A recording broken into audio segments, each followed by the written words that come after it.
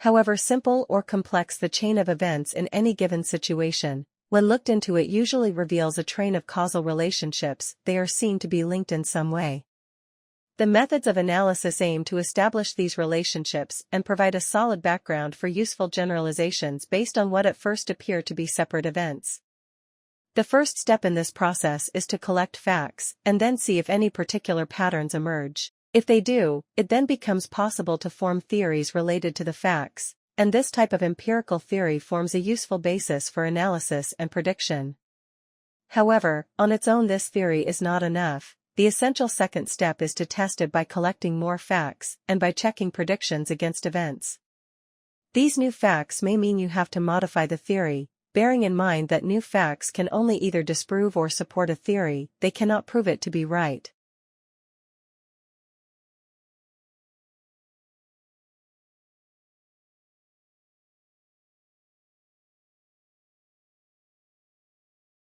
Professor Smith, thanks for making the time to come and see me.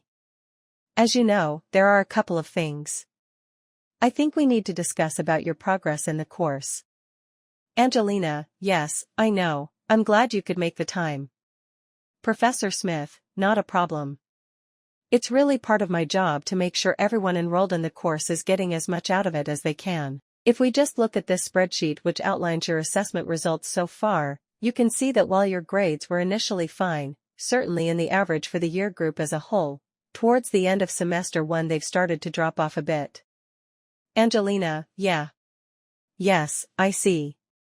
I must admit that I had to take a fortnight off just after mid-semester break, and I really felt that the work I missed in those 2 lab sessions have made it really hard for me to understand some of the underlying material required for the rest of the course.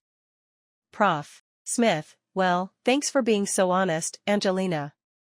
I think we're going to have to think about putting some strategies in place, so that by the end of your assessment you're going to have a fair chance of passing.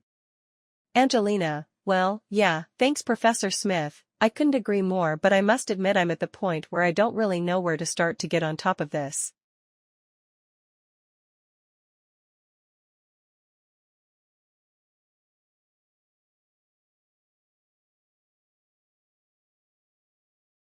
Public pools often tested innovative design, structural and mechanical solutions to span Olympic-sized facilities with increasing nature light and roofs that could be opened and closed, alongside new techniques for waterproofing and filtration. Pools also gave the opportunity for designers to explore new relationships between interior and exterior, between water and land, between light and shade, and between visibility and privacy.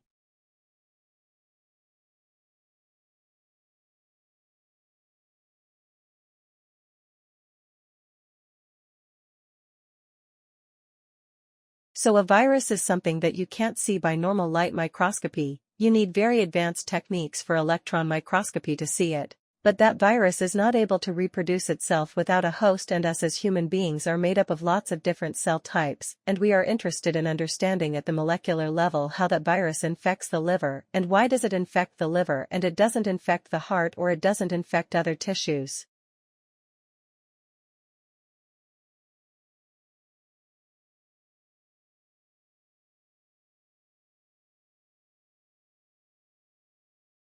Life in the UK 2012 provides a unique overview of well-being in the UK today. The report is the first snapshot of life in the UK to be delivered by the Measuring National Wellbeing Programme and will be updated and published annually. Well-being is discussed in terms of the economy, people, and the environment. Information such as the unemployment rate or number of crimes against the person are presented alongside data on people's thoughts and feelings, for example, satisfaction with our jobs or leisure time and fear of crime. Together, a richer picture on how society is doing is provided.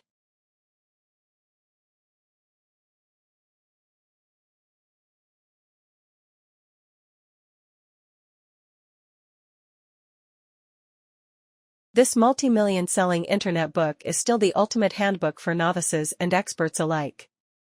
It's written in plain English, it covers everything from getting online for the first time to news feeds. This fully revised guide covers all the latest sites and crazes. Whether you've never sent an email or you just want to keep up with the latest developments, this is the book for you.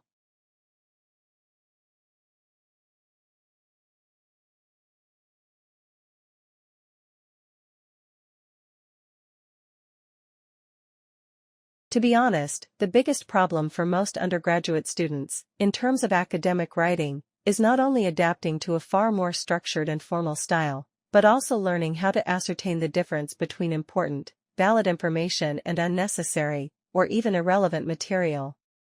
In my experience, I would say it takes students their first year, if not longer, to appreciate what is required and to start to implement those requirements in their writing. What they really should be doing, if they are struggling with written assignments, is to seek help from the excellent support services which are available at the university.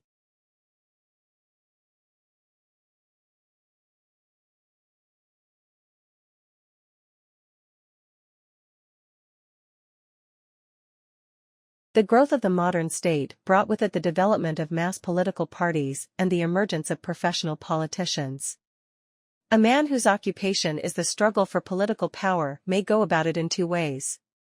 First, a person who relies on their political activities to supply their main source of income is said to live off politics, while a person who engages in full-time political activities, but who doesn't receive an income from it, is said to live for politics. Now, a political system in which recruitment to positions of power is filled by those who live for politics is necessarily drawn from a property-owning elite, who are not usually entrepreneurs.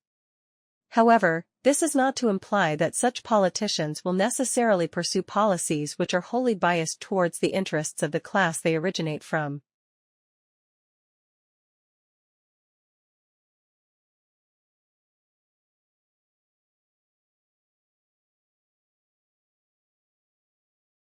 All around the world, significant parts of our cultural heritage are threatened by pollution, neglect, carelessness, and greed.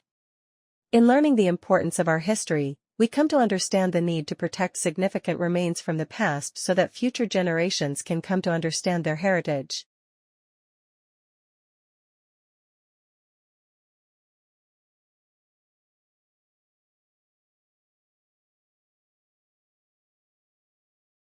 What was interesting and revealing about younger and middle-aged views on old age was how relative these were to the individual's own age.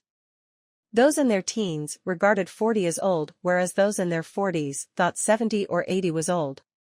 For many, health was seen as a determining factor in deciding who is old, and many young participants commented on how fit and active their grandparents are, while others thought ill health and dependence were an inevitable part of aging.